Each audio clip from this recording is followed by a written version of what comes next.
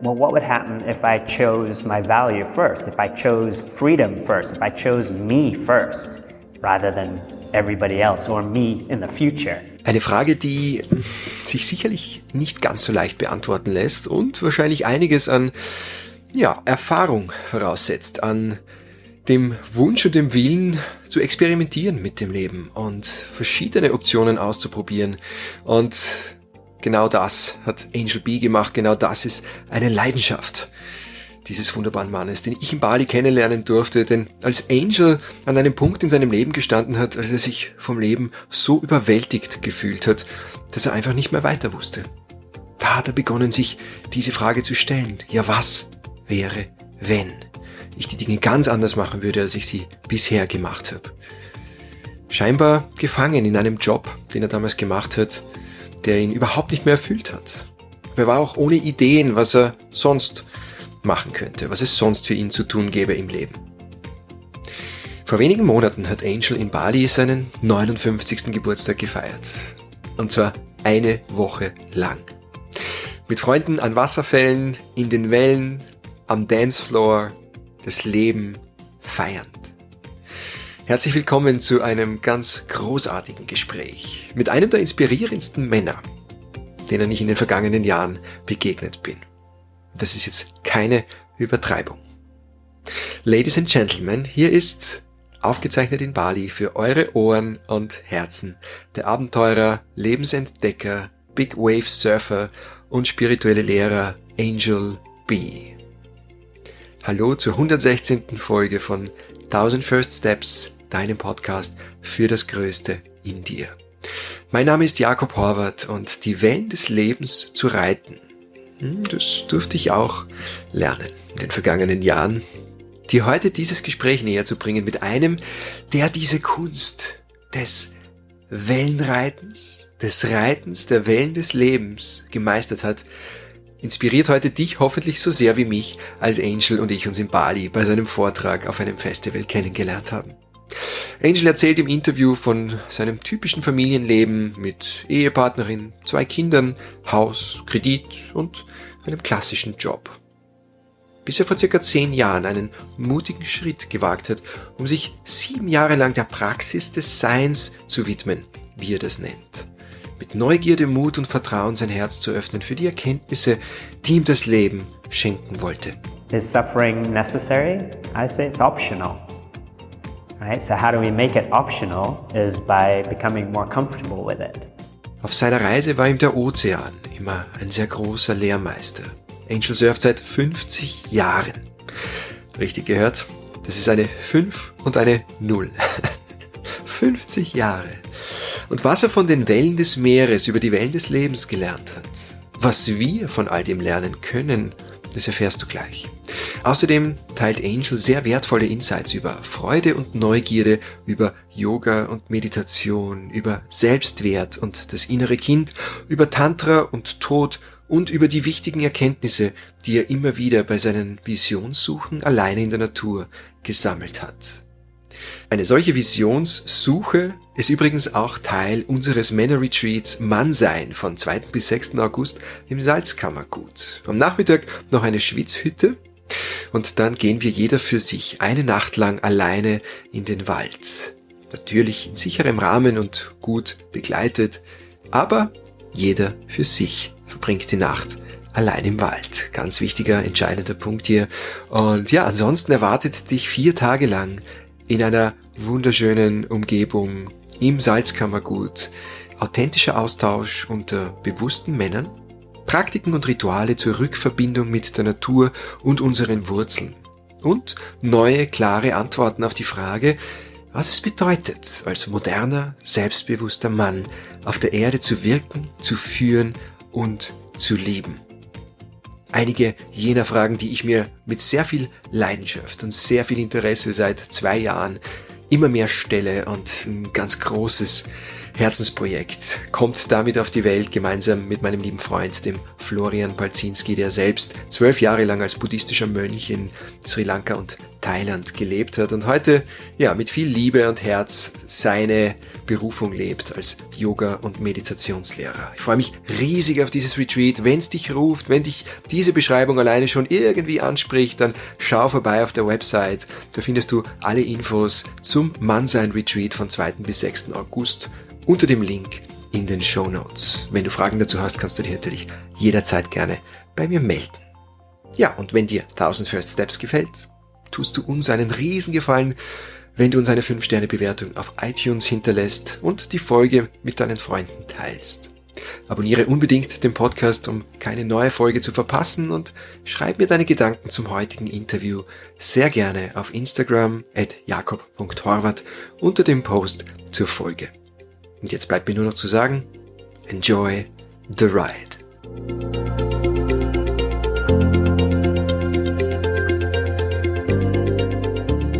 Angel B, it's a joy to have you on the podcast. Welcome. Thank you, brother. Super appreciate the invitation. Looking forward to getting to know you more, as well as sharing more about myself and my journey. Yes, yes. And so much, I've been looking forward to this conversation for a while. We have met, how long is that? Jaya Fest. 2 months ago? Yeah.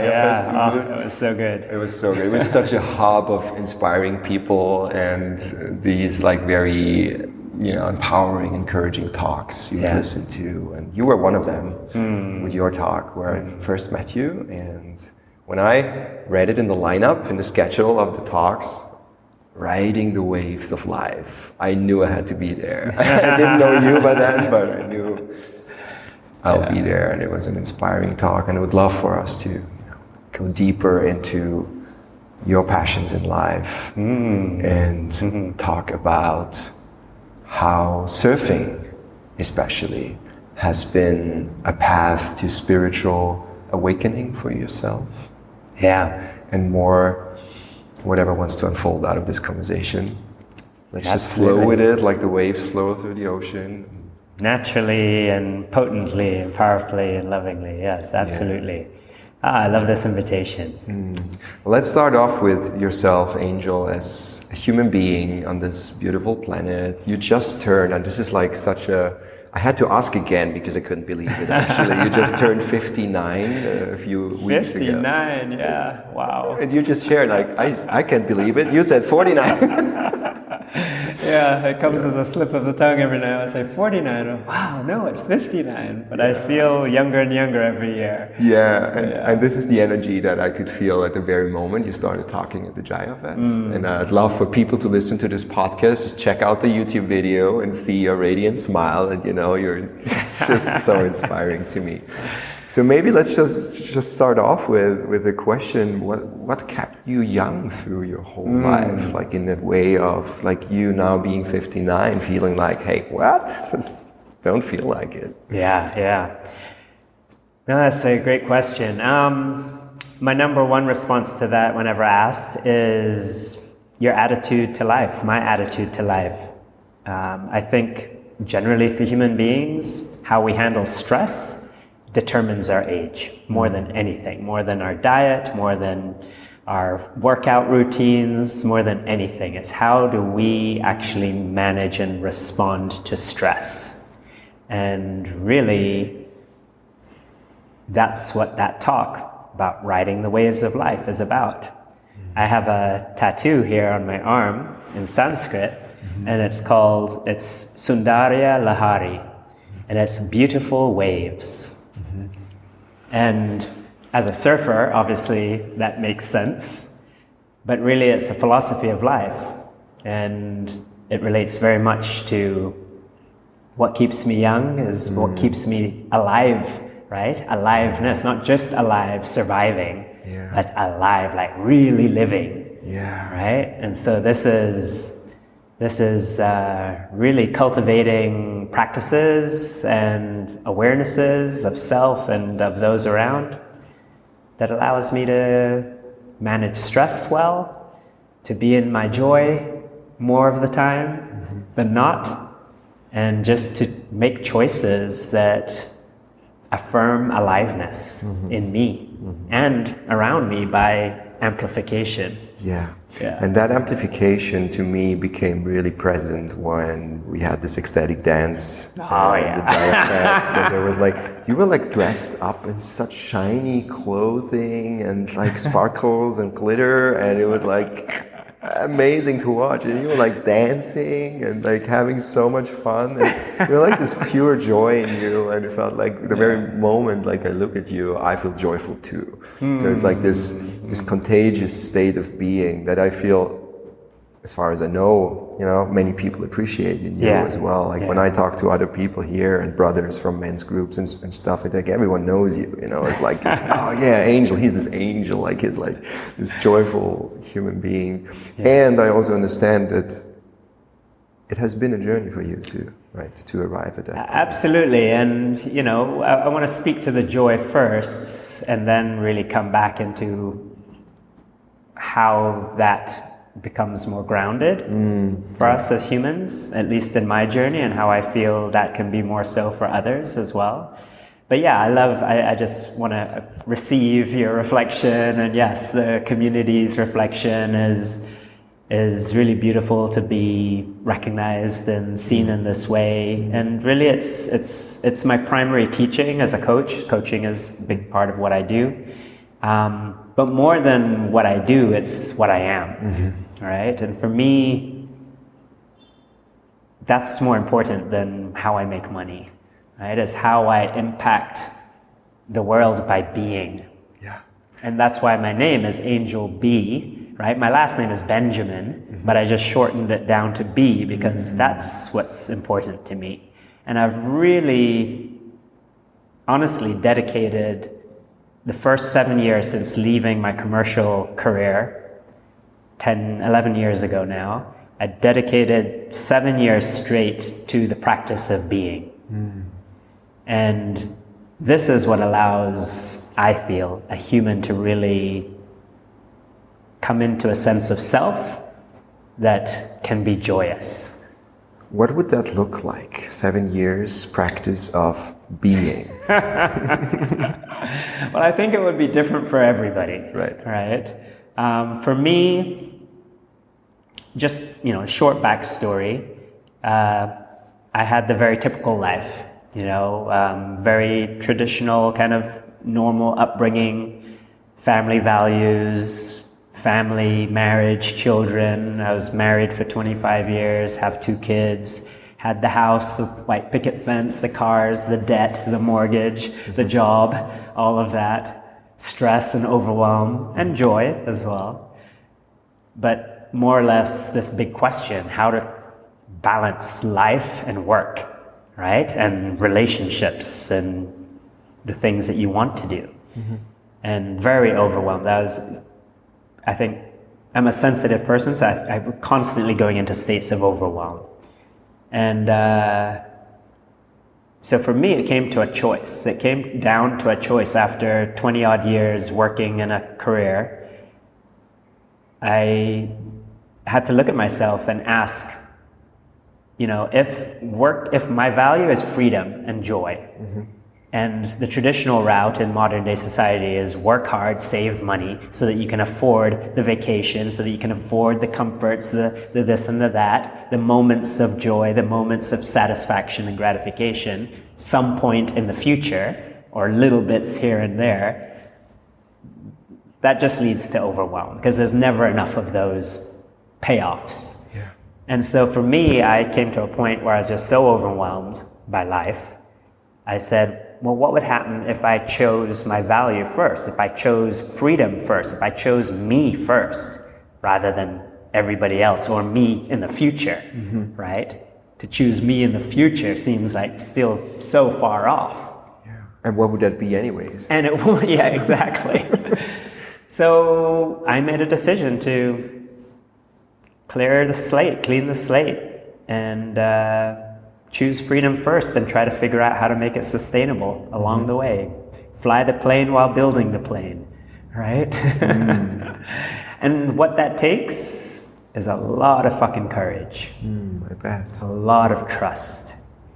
Right? Why courage? Why does courage? it take courage? Because it takes courage to choose you first. right? I was heavily conditioned by society, by parenting models, all of that, to be a giver, a people pleaser, to put the kids first, put my wife first, put my clients first, right? My friends first, right? That's what it meant to be a good man, especially with a name like Angel. It's like to serve and give, right? And it's overwhelming. And they would call you perhaps selfish if you put yourself first, absolutely, right? Or at least that's the and perception. so this was a reframe that I created for myself, and that was the first stage, you named it, was in choosing me first. Yes, people around me said, oh, why are you being so selfish all of a sudden? And I was like, no, I'm not being selfish, I'm being self-centered. And there's a difference, right? Because in English, self-centered can mean the same thing as selfish, but to me it was no. Centered in self, self-centered, right? Putting the higher self, right? Me to look at my higher self and say, okay, let my higher self guide me. Careful with the mic. Oh yeah, sorry. Yeah. Let the higher self guide me to keep me in my center. Because that's what needed, and I needed to stabilize, right? Being overwhelmed and rocked by everything around. And I think many people can relate to that, right? It's like feeling that overwhelm, headed towards a direction that they don't necessarily choose for themselves, but that has been just the way it was, or it was just what culture expects from What's you. expected, Maybe what your parents wanted you to do, or whatever. There's so many, reasons that are not necessarily our own values that we kind of pursue.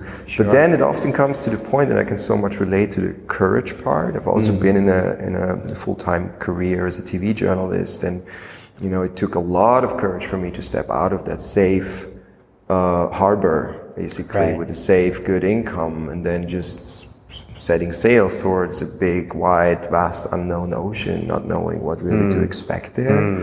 And I can have so much empathy with people who struggle in this way and not feeling that courage yet, in order to actually just really say, yes, I put myself, whatever that means, first, and I now pursue a direction that's more aligned with my heart and not so much with what other people might think of me. Absolutely. But when it comes to that, and I wonder how that worked out for you, 7 years of just being, I think there's many people out there who would do that, but then it comes to the question, but how do I finance that? Like how do you get the money? How do you actually do that in practicality? Yeah. So obviously there's a transitional part of that, is like you have to be in reality as well as in creating your own reality. And so there are strategies, right? There's strategies that can allow you to do that. One is doing it in small chunks, right? Taking time off for yourself. For me, while I worked in my career, I would quit my career, or I'd ask for time off for 2, sometimes 6 months, and then I'd come back.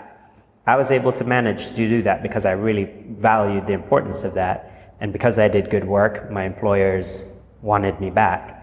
It's not going to work for everybody, but that was prioritizing myself, my need, right? Not saying, oh, it's not possible. No, I can't just quit or leave my job and then come back. I made it possible, made it work. Unless you ask, unless you show your value, then it's not going to be possible. But seeking what your heart is calling you and being a stand for that is the first thing. Believing in your worth, believing in yourself, right? Believing that this is possible. Believing in the possibility that you want and that you deserve, right? So underneath all of that is a very common problem. That is self-worth. Right? For probably most of us humans, is this question of self-worth. Like, why don't we ask for what we want? Because we don't believe we deserve it. Or we don't believe it's possible or available to us. Or we believe somebody else's need is greater than my need. This is a big challenge for us humans. Right? And we judge ourselves, and we feel judged by others if we choose our need over somebody else's need. Why is that so? Right? This whole idea, right? Can we keep serving from an empty cup? No. I've learned that many times over in my life. Right? It's freaking painful and frustrating and just doesn't work. It's not possible. Yeah. And so we, as a human species, as a modern day beings, need to learn, serve the self first in order that we can serve others better. Yeah. Right. And I was fortunate that I took that stand. I started to learn that message and to prove myself to my employers that, okay, if I gave myself more time off, I could get my job done better. And that's, I think, a very essential part, what you just mentioned. I want to underline that because it's so beautiful. Like, serve yourself first so that you then can serve others better. Absolutely. Because this is where the circle closes, you know. It's not about you, after all. Yeah. But it's also about you. It needs to be about you because that's who you are in this earth, in this life. You got to take care of yourself. And I wonder, like, talking about self-worth, I feel that to me comes often down to the question, who am I? You know, what am I? You know, if I feel I'm not worthy, then I'm obviously having a very limited perspective of myself. And I wonder how those 7 years of just being have encouraged and maybe inspired and empowered your perspective of who are you or what are you? Yeah. So yeah, absolutely. I mean, that would probably be step 2, right? Step 1 is have the courage to just pause and take a different path, right? Leave the job, leave the relationship, leave whatever it is in a good way, right? With compassion, with understanding, and start moving in the direction of yourself, of what's next, right? Into the unknown. And once you've created that space, then step 2 would be this path of like this question, well, okay, now I have space. What am I going to use this space for? You could use it to explore, who am I? This question, right? Which is a good place to start as a philosopher, because I'm very much of a philosopher. It's kind of the classic question, right? Who am I? Yeah. To me, it's a good place to start, but it's not the real valuable question. Once you get through who am I, it still points us to a self, right? A who. I think there's a much more interesting question to me is what am I? Right? What is it to be in a body? What is it to be a human being? What is it to be part of life? Right? And so what is my role as part of life? What is my role as a human being? It's not so connected to a who, but a what. Right? This is really interesting because then it opens up to so many more vaster possibilities and deeper connections. So which answers did you come up to the question, what are you? There's many beautiful answers and many beautiful journeys getting to these answers. But that's much of what this 7 years of being was about, right? And so the first part of that really is some sort of an inquiry process. For me, that started with meditation and yoga. Yoga being just preparation for meditation, really. Though in the West, yoga is more exercise. That's how it's meant to be in its The real yoga is really about meditation because it helps us get to that clarity as what am I, right? So meditation has been a long part of my practice, Vipassana, which took me into beautiful realms and experiences of these questions. And time alone in nature, exploring nature. I spent several summers. Started traveling the world a lot again during that time. But I'd spend my summers back in the US with just my truck and a tent and a hammock.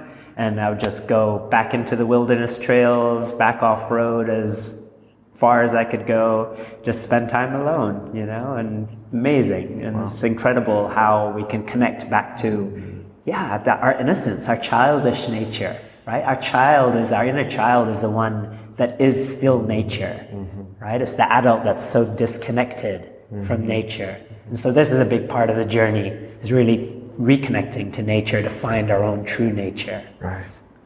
I can relate to that a lot. It reminds me of my time in Kauai, where I was just all by myself, no SIM card in the phone, hitchhiked along the coast, amazing. Camped out on like these very lonesome beaches, and just me and the campfire and the stars and the ocean. And it was like I was falling in love with myself through nature, but not with the self, but with me being part of all of this, Yeah. you know, feeling the campfire warmth on my toes and like looking at the stars for hours because there was not much more to do other than just doing that. And I can so much relate to that. It was only 6 days though, not a whole summer, but it's a place to start. This is a great place to start. Have you ever done a vision quest? Yeah. Yeah. 3 days, 3 nights Yeah. in the forest of Tenerife. I did that. Oh, in Tenerife. Tenerife. Like amazing. just to maybe explain Vision our quest. listeners what it's about, right? It's like an ancient ritual, a tradition from tribes all around the world, basically, guiding young men through adolescence into manhood. Basically, it's that ritual where they just be set out there, faced with their fears, no food, no distractions, just themselves with their everything. Just you and yourself. No food, no water. Sometimes people do it with water, but no food, at least fasting, and just very little shelter. You might build yourself a little shelter if you need it. Yeah. I did one for 3 days, 3 nights, where I went into the high desert, just east of San Diego, into a place that's massive boulders. It looks like you're on another planet.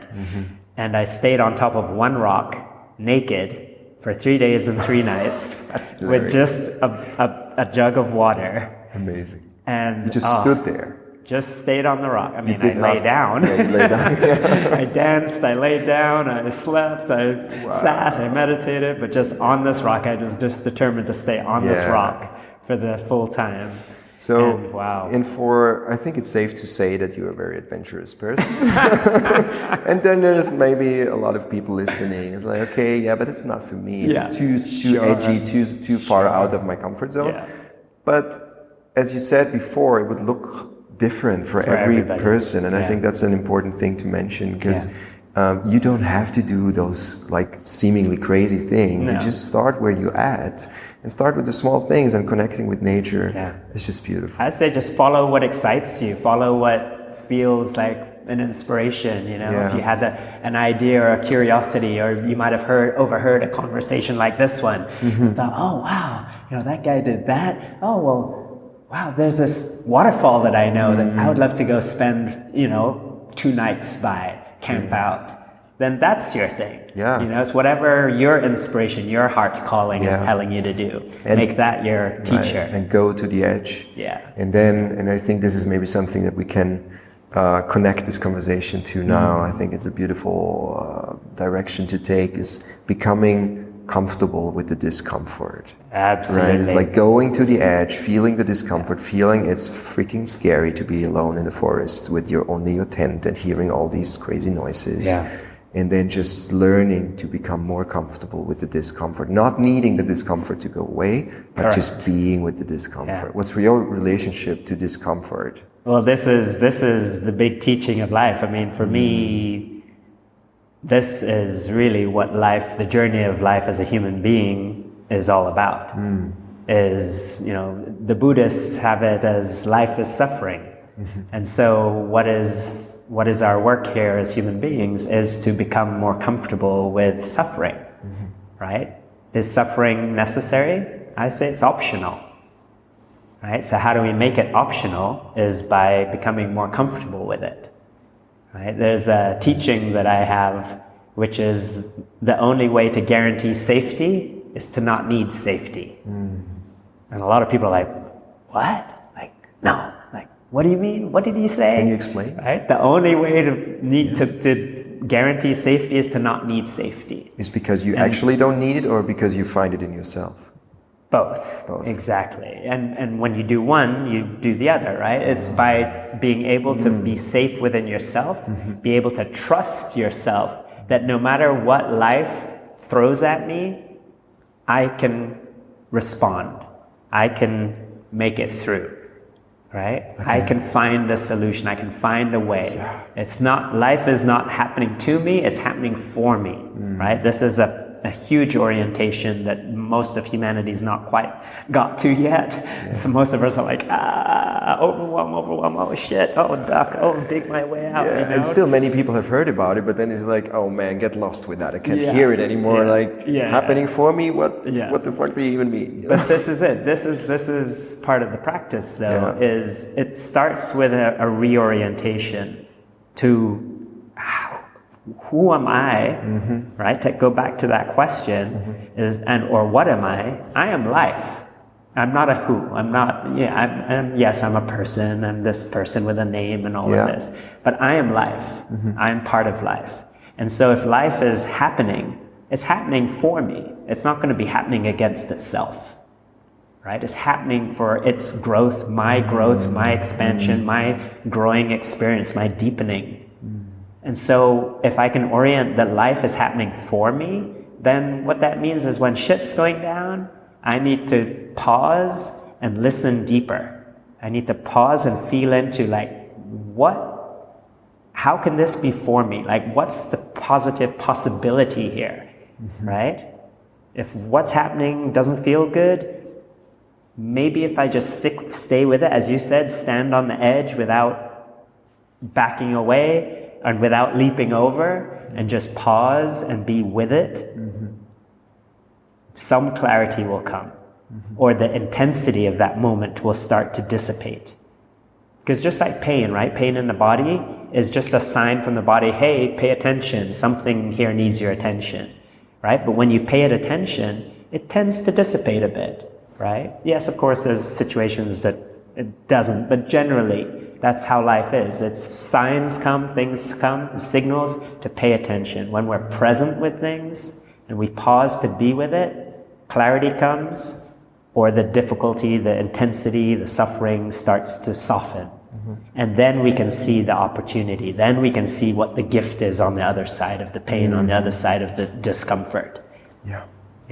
And you can approach life more with kind of a bring it on attitude, as opposed to being fearful and worried about what the future might bring. You can actually approach every day with curiosity and say, oh, I'm wondering what this day will hold for me today. For sure. Curiosity is probably my number one favorite attitude. Yeah, you know, it allows, especially for adults. I mean, children are naturally curious.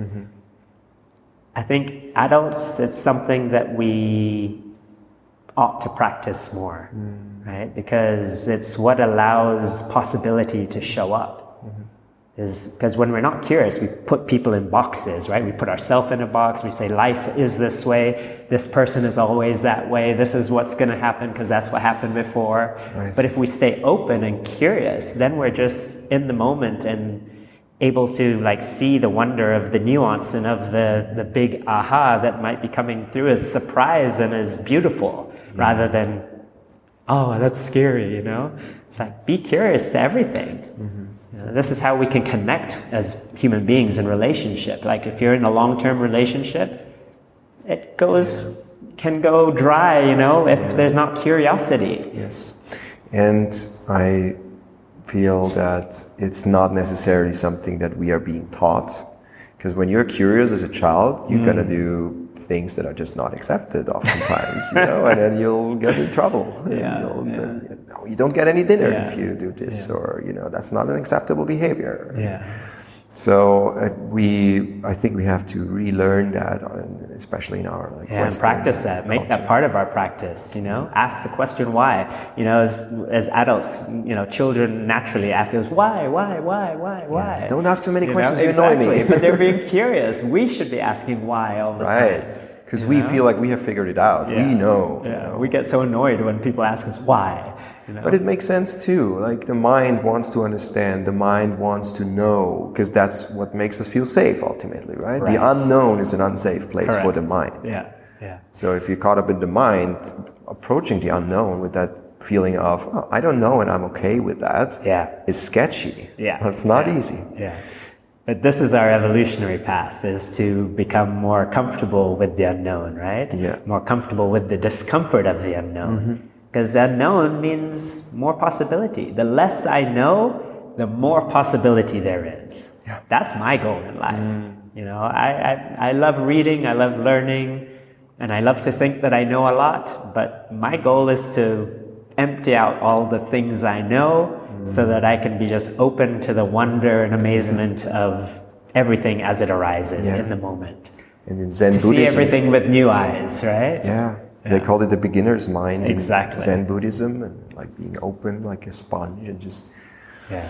approach everything like you do it for the first time. Absolutely. A topic that I'm so eager to talk with you about is, well, let's start with your tattoo. You have beautiful waves, and I wonder, you've been a surfer for 50 years. You have been surfing 50 years. 50, like this 50, it's like 50. You've been surfing like almost all of your life, like starting with 9, I guess. You grew up in Jamaica. Are there any good waves in Jamaica at all? Caribbean? Yeah. I'm a co-founder of the Jamaican Surfing Association. Ooh, okay. And I'm going back to Jamaica tonight. Yeah. For a few weeks. I'm looking forward to surfing where I learned with my friends.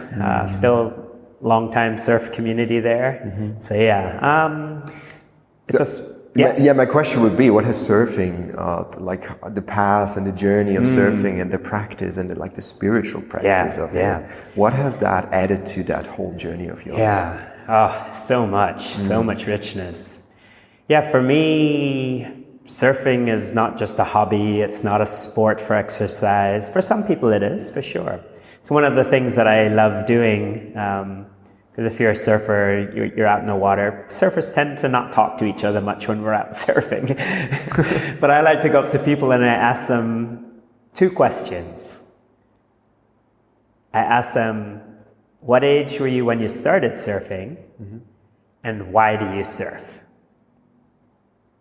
Or I might ask them the other question is, what has surfing taught you about life? Right? Because I'm curious about that. This is part of my journey. So I think that's kind of what you're asking me. What has surfing taught me about life, right? Yeah. For me, surfing has been a way to reconnect to myself, right? Because you're out there in the ocean. Oftentimes where I grew up, I was surfing alone or with maybe just 1 or 2 other people. So it's lots of time for just sitting, thinking, meditating. Amazing. In a beautiful environment.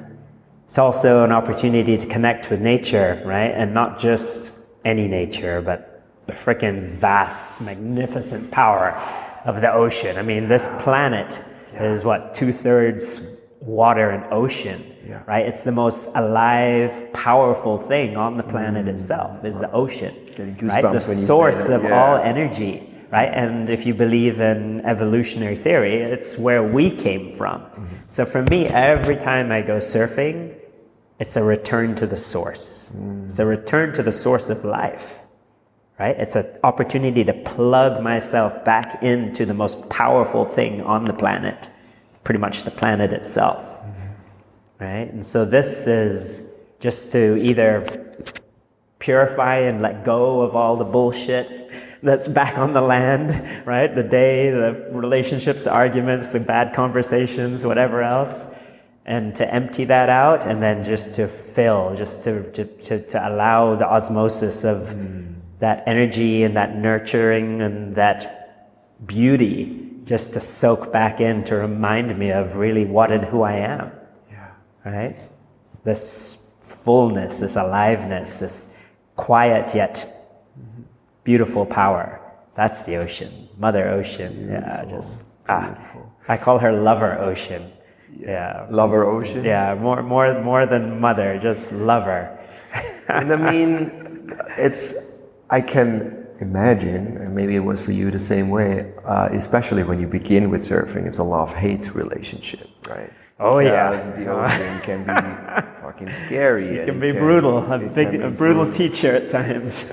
So maybe you can, because now after 50 years of surfing, obviously you have a very different relationship to surfing than someone like me who started like only 2.5 years ago. And now, I'm more confident to catch waves, but I'm still struggling with getting past the section that's closing out because I'm not able to gain enough speed and shit like that. And then I'm getting thrown down and held down, and sometimes I just get off the water exhausted. And I was like, what the hell am I doing here? Like, what is this all about? And then next time I know again. And it's kind of this love-hate thing where it's just, wow. Yeah. It's a sport like like nothing else, basically. I don't know any other sport that with that complexity and also with that depth to connecting to nature. Yeah. Maybe rock climbing would be similar to some aspects. Yeah, possibly. But how was, like, maybe I'm curious about when you ride a wave, there's two possibilities, right?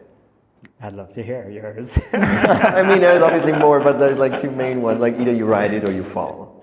Okay. You fall, you ride it or you wipe out. Yeah. And in the moment where you paddle for the wave, you have those two possibilities. Yeah. And I feel oftentimes like when you relate that to life, that's exactly what it is, right?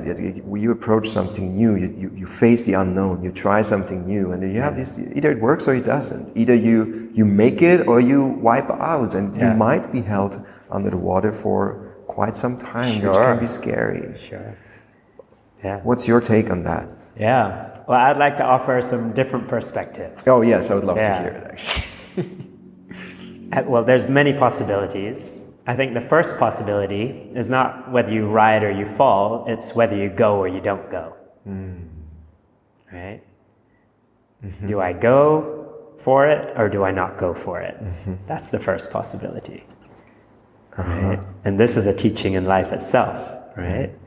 Is I want to catch this thing, right? I want this goal, I want that girl, I want that job, I want that house, I want that experience, that joy, that whatever. Do I go or do I not go? Right? And so even with that, there's phases and stages that happen before.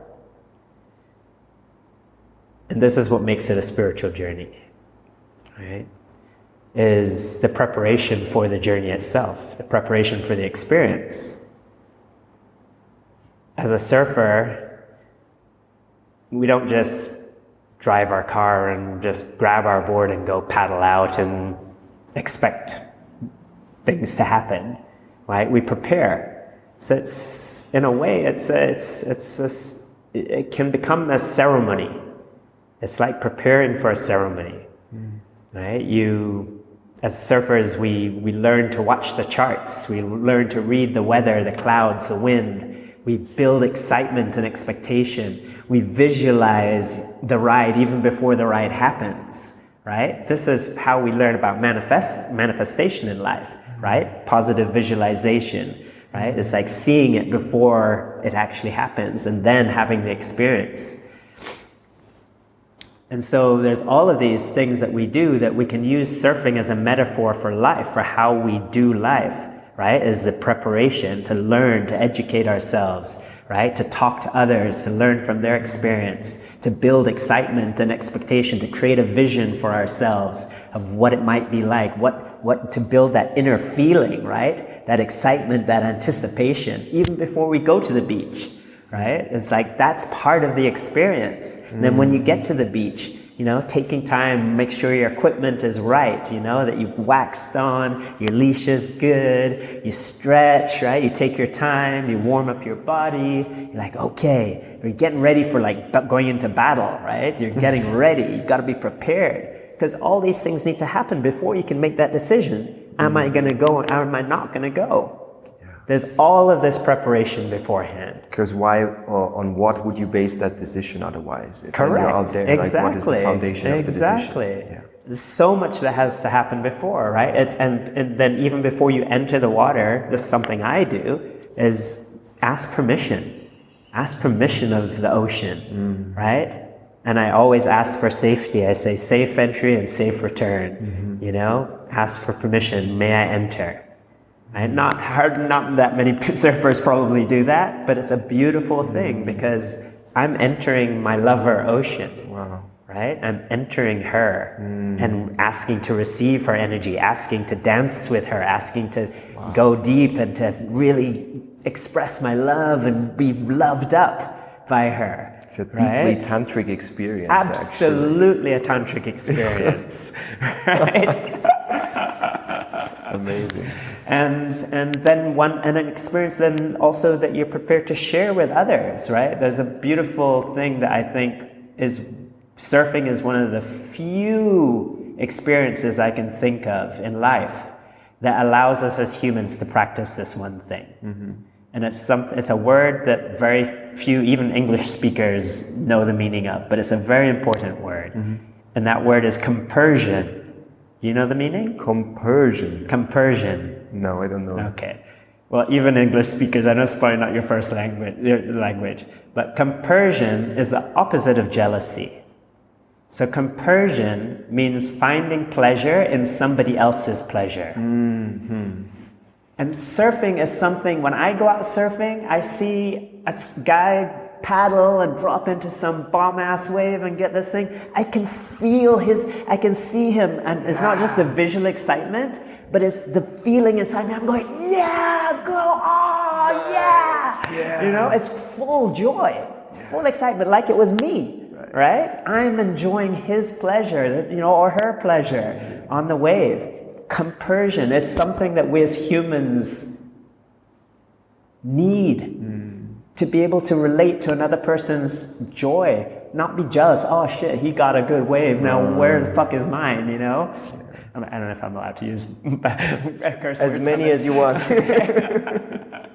It's a very liberate podcast. That's, you know, for sure, you know, there's a lot of surfers out there who have bad attitude. It's like, oh, my wave, you know, or they snake somebody because they're desperate, or they drop in, you know, and they're like, oh, you know. But most surfers, who are real surfers, I would say, like celebrate somebody else getting a good wave. They enjoy seeing somebody ride a good wave. That's why we watch surf videos, because we're like, oh, we feel it. We enjoy the excitement. We enjoy the beauty of it. You know, it's compersion. That's what we're practicing, but we don't think about that. So I want surfers, all you surfers out there, to practice compersion, right? Then we'll all enjoy this art. And not just the surface, right? Like pretty much everyone. If we could enjoy the joy of others more, there would be less reason. This is what connects us as human beings. That's why I say, for me, if we really look at these different pieces of the surfing experience, riding the waves, right? It can teach us how to become better human beings, how to do life the way that life and nature wants us to do life, which is connected to ourself, to the nature, and to each other, right? We're here in Bali. There's the Balinese basic philosophy. Let's see if I remember it correctly. I think it's called Tiga Hita something. But it means, it's basically the 3 principles of life. And it's what the Balinese culture is based on. It's harmony amongst people, harmony with nature, and harmony with God. Right? So it's having harmony, connection, and peacefulness with people, between people, with nature itself, and with God. Right? So 3 primary reasons. This is what surfing can allow us to do, right? Harmony with nature, harmony with the other surfers there, and harmony with God, whatever that is. You know, that might be nature, it might be the spirit of the ocean, or it might be just your bigger concept of joy and bliss. And so for me, as a spiritual teacher, seeker, the essential teaching of why we are here, right, as beings, is captured in the Vedic Indian principle of one of the greatest names of Shiva. Shiva, basically God, right? The ultimate Atman, the highest deity of the Indian pantheon of gods. And one of Shiva's names, which was regarded as his highest name, is Sat Chitananda. And when you translate that, it's true being is bliss, right?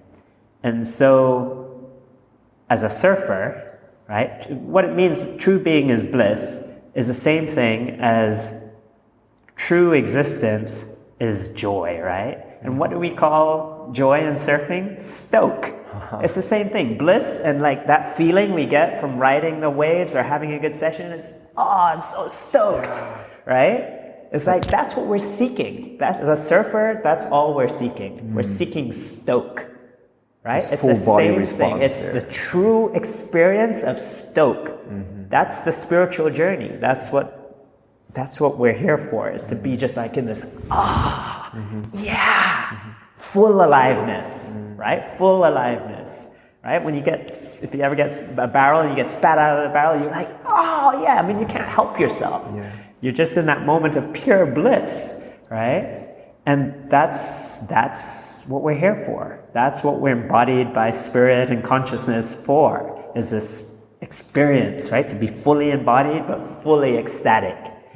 That's what you see, and others see when I'm on the dance floor. I have my own personal little tradition before I enter the dance floor. For me, it's a sacred space. It's a temple. But I do a little internal visualization before I go on the dance floor. I cut off my head. I do this. Put my head down, leave it outside the dance floor. So just my body steps into the dance floor, and whatever wants to come through my body, there's no thinking about what I'm doing. There's no thinking about, am I looking cool or am I looking stupid? It's just full being in the body and just full surrender and letting go. Whatever my body wants to do, that's the ecstasy, right? It's the thoughtless dance like nobody's looking, not even yourself, right? It's just total freedom. Yeah. I just love every word of what you just shared. I could listen to you for hours. and something that came to me, and I would love to speak to that a little bit, because it's kind of the other side of the coin, which is also part of the coin, and I feel like it's easy to get lost and trapped in the pursuit of joy and bliss and happiness. And then whenever something is not going the way we want it to, we feel like something's wrong, something's off, I'm not in my essence, I'm not in my true being, I'm not bliss, I'm not joy, whatever we tell ourselves. And then we kind of heal the shit out of it, and we need to transform everything. And we go to all these courses and spiritual places and always trying to change ourselves and optimize ourselves. And it feels like, it's so sad oftentimes. I've been there, and I'm still there oftentimes, where I feel like, oh, something's wrong. And then maybe you can speak a little bit to that in analogy to the wave, because what a wave to me also symbolizes is the up and the down. Correct. And that's what I meant before when I said, okay, you either surf the wave or you just get fucking smashed. That's also part of the learning curve. You need to be wiped out many, many times in order to build muscle memory and know when not to take off a wave, for example. Yeah, absolutely. Yeah. So riding the waves of life is exactly that. It's right, the peaks as well as the troughs. And as quantum physics shows and science shows, everything, right? Everything is energy. And energy naturally flows in waves. So we need to learn from that, right? This is how nature teaches us. Everything flows in waves, right? There's highs and there's lows and there's in between. And so if that is how nature is, that's how we need to be, right? Is to learn how to be comfortable enough, both in the peak, right? And this poem is actually, this saying is actually the title of a poem. It's really a dedication to the feminine. Your two beautiful waves. Yeah. Beautiful Waves is really a poem to the divine feminine. It's about, for humanity, to honor the feminine, which really honor creation, both in her peaks, her Shakti, her beauty, as well as in her depth, in the Kali, in the fierce, burning feminine, and everything in between, right? And to know that this too shall pass, right? It's one of the classic teachings in spirituality, is that both the peaks as well as the troughs will pass, because energy is made to move, to keep moving. So this is the philosophy of life, right? That we need to learn, right? To be more harmonized and in harmony with the natural way of being, is to learn to ride the waves, to learn that, oh, this fucking sucks right now, or this is freaking amazing right now, and to accept that this too is going to pass. It's not going to last. Nothing lasts. The only truth is change, right? And so how do we come into that reality from a place of peace and harmony? How do we harmonize ourselves with that truth? Right? Because we want the peaks to stay, right, as long and to keep going up. Sure. But the truth is that it's going to crash again. You're set for disappointment if you're attached to it. Exactly. And so yes, when we go for a wave, you said, yeah, we ride some waves we crash. Actually, every wave we crash. Right? At some point. Yeah, exactly. You know, we might have an excellent wave, but yeah, we're going to fall off or kick out at the end, right? And what do? We paddle back out for another one, another go, another opportunity to learn, another opportunity to rise or to fall. Yeah. And that's what life is asking of us, to fall forward, fail forward, constantly. That's how we learn. I say that the only mistake in life, there are no good choices or bad choices, right choices or wrong choices.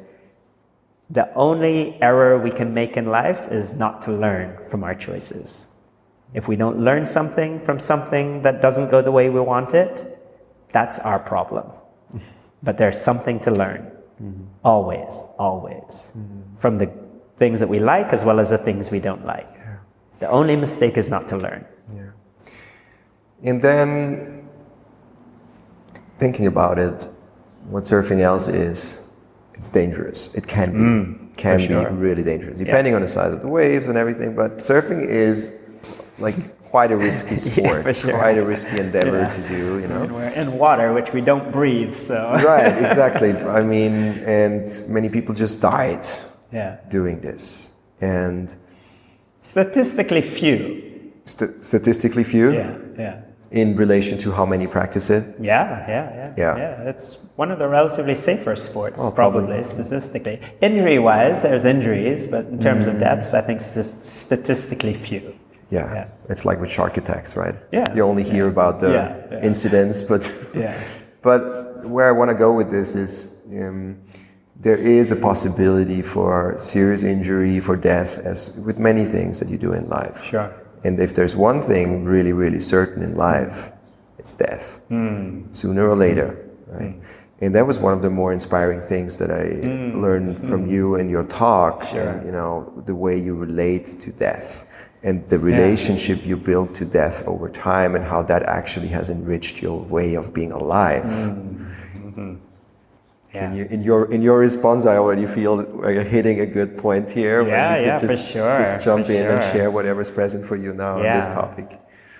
Yeah, it goes back to, you know, as humans, our need for safety, our need to survive, right? Our natural orientation to surviving, which is beautiful and necessary. But particularly in modern days, we have a very huge avoidance of death and avoidance of pain. And the question is that healthy? I'd say no. You know, to avoid pain altogether is not healthy. To avoid the possibility of death is not healthy, and it's not realistic. And so part of my practice, my personal practice, is to prepare for death, right? Something they don't teach us in school. They certainly don't teach us in the hospital, right? Or whatever, you know, or when we're born, they don't like, oh yeah, you're going to die someday. You better start learning for that. But we're dying every moment. Reality, right? Our cells, every breath is a death, right? Is an inhaling life, prana life force. We exhale. It's a small death, right? And so, but we don't relate to it as that. And so we ignore it and put it off because it's uncomfortable, right? But there's so much more to enjoy and so much more available to us when we actually practice dying. And I've done that in a number of different ways throughout my life. One of them is I love taking risks. Taking risks, one, builds my sense of personal trust in myself, right? The capacity that, oh, I can survive that.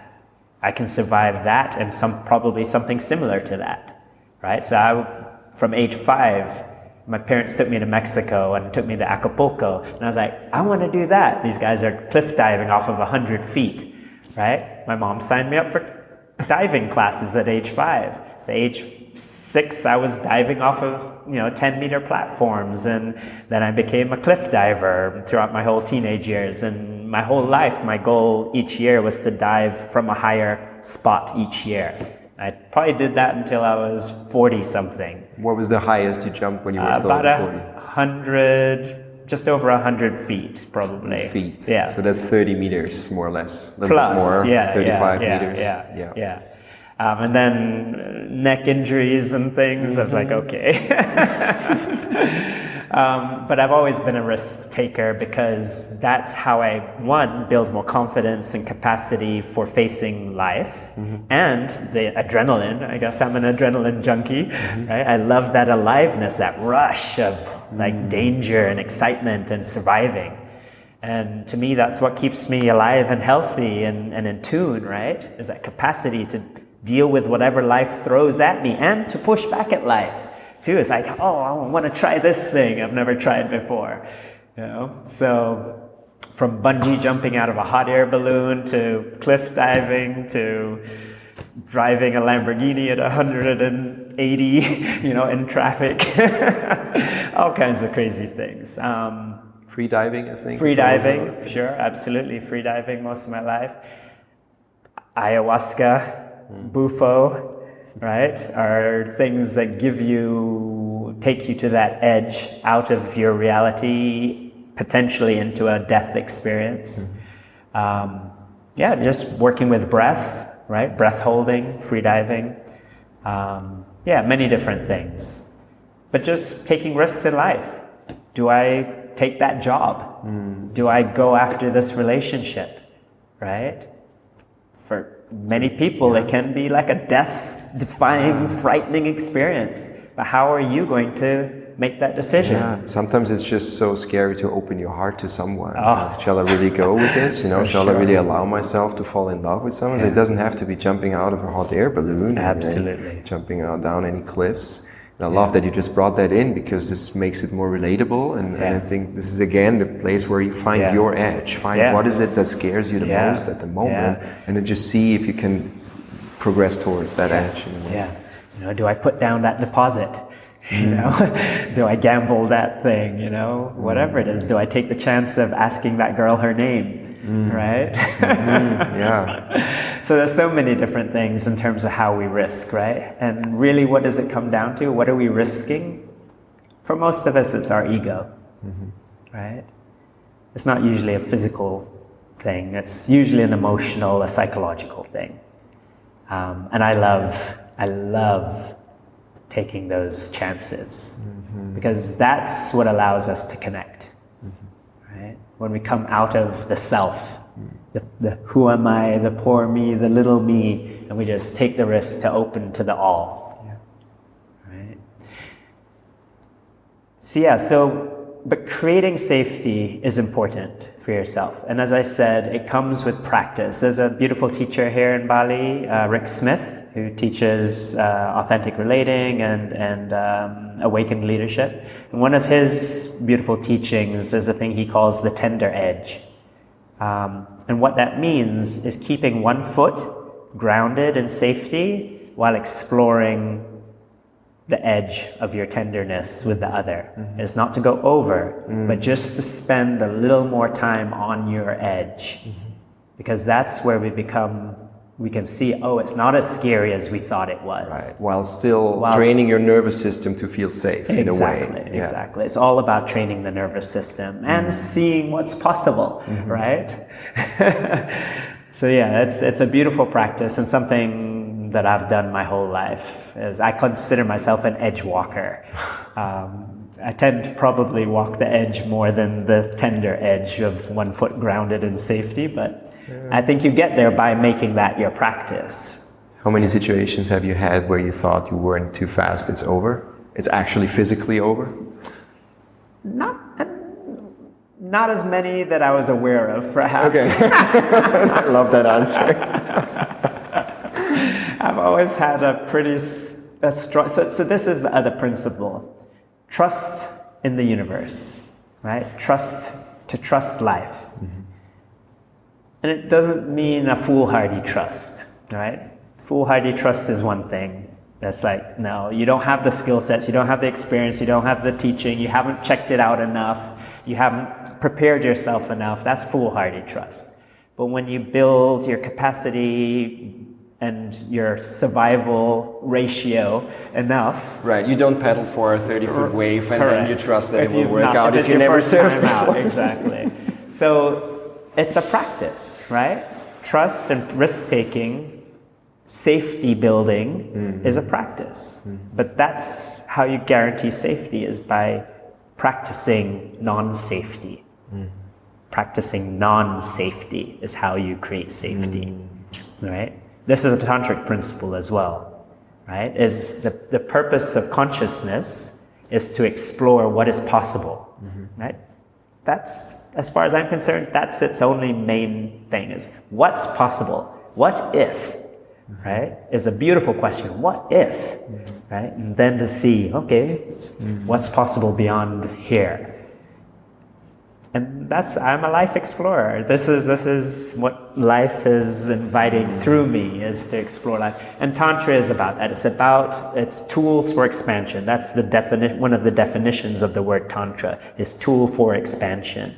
And yes, like a wave, it's about contracting, pausing, and then expanding again, right? And so it's this practice of coming into safety, contracting first into our safe space, pausing, and then breathing, preparing to expand again. And so this is how, as a philosophy for life, we can learn to ride the waves of life, right? Everything expands, pauses, contracts, pauses, expands again. And just to trust that's the way of nature, that's the way of life. And so learning to ride the discomfort, the more we can do that, at our own pace, it's not to rush right into everything, but to do it gradually, allows us to build that trust, to build that sense of safety in ourselves, not out there, right? I'm not telling the ocean, no, don't bring any 15-foot waves, I only want 8-foot waves, right, today, right? It's for me to manage my sense of reality, my sense of safety, my sense of inner capacity, and to grow that. Right? And so this is how surfing, for me as a lifetime practice, has helped me really build my own sense of capacity, my own sense of trust in myself, my own sense of trust in life, that I can plug into this source. It's here for me to teach me, that I've been beat down, held down, smashed into the reef, broken boards enough times, but I keep coming back up to the surface and there's another breath. And it's so funny, one of my friends here, we go out on big days and we get smashed. And our practice together is when we get smashed, we come up to the top and we just laugh out loud as we can. We just come up, and paddle back out again. And we paddle, we get smashed and we laugh and we paddle back out. Because it's all a cosmic joke, And sometimes laughter is the only way to survive the next few minutes.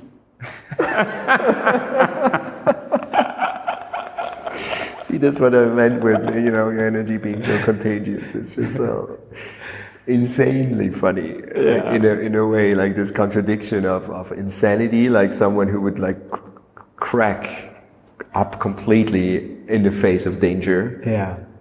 And then at the same time seeing that it's all a cosmic joke, as you said, and it's what is it about after all? And when you practice death, there's nothing to fear. Is there anything that you fear? Is there anything that I fear? Yes, absolutely. I fear itself, right? But the practice is to not ignore fear, not to diminish the fear, but to be with the fear and to choose to move forward anyway. One of my teachings that came through in Bingen, it's a whole longer story as to how it came together, but Bingen here in Uluwatu. Bingen in Uluwatu, I was watching a fisherman catching fish in a net, and I got this teaching from the fish. Anyway, I got this teaching from the fish, but the teaching that relates to this is, I always thought in a way that the opposite of, for me, I always thought that the opposite of love was hate, right? And then later in life, I was like, no, that doesn't feel right. The opposite of love is fear, because fear keeps me away from love, right? It tells me, oh, no, keeps me small.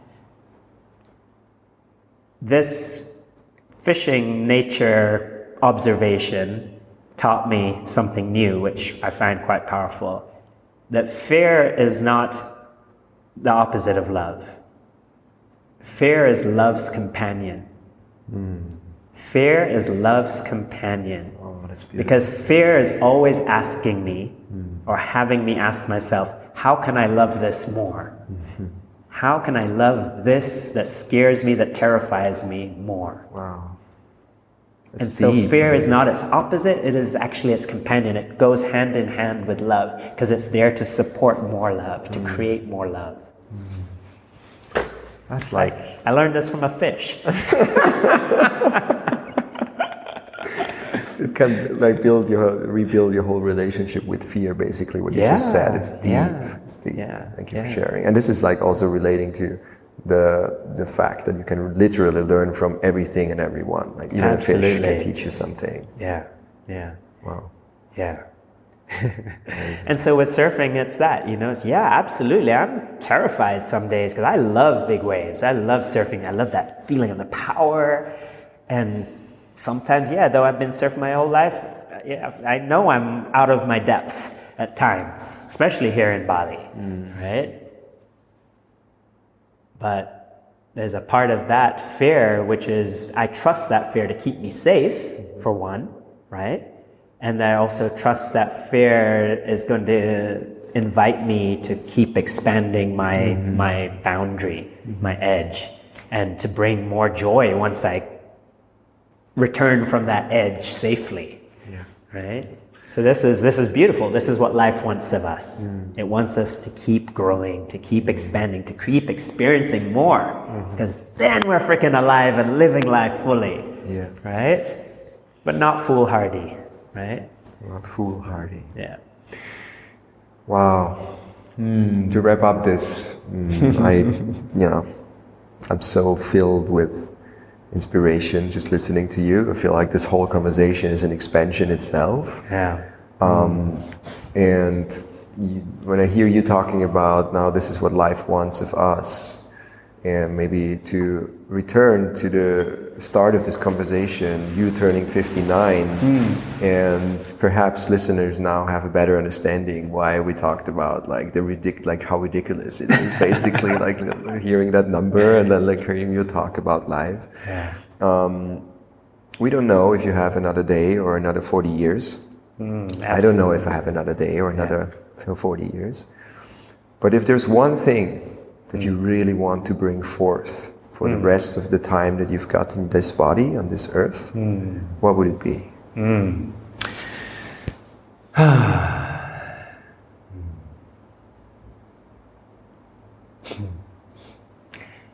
So there's two things.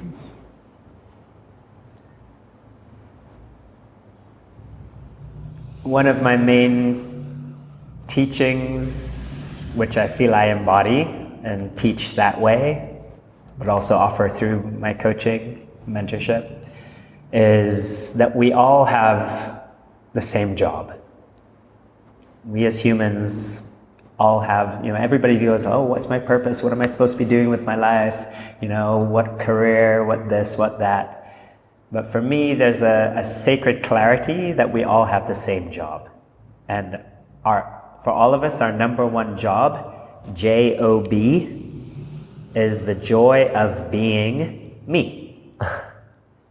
Wow. That's what all of us are here for. We all have the number one job, to the joy of being who you are. The mystery and the magic that the universe is could have created the sames of anything, but it created absolute unique beings every time, because its desire is for uniqueness, for newness, for freshness, for new experiences, right? And so our obligation to life itself is to be as fully, uniquely ourselves as we were created to be. So your job is the joy of being you. My job, the joy of being me. And love is the permission to be who we are together.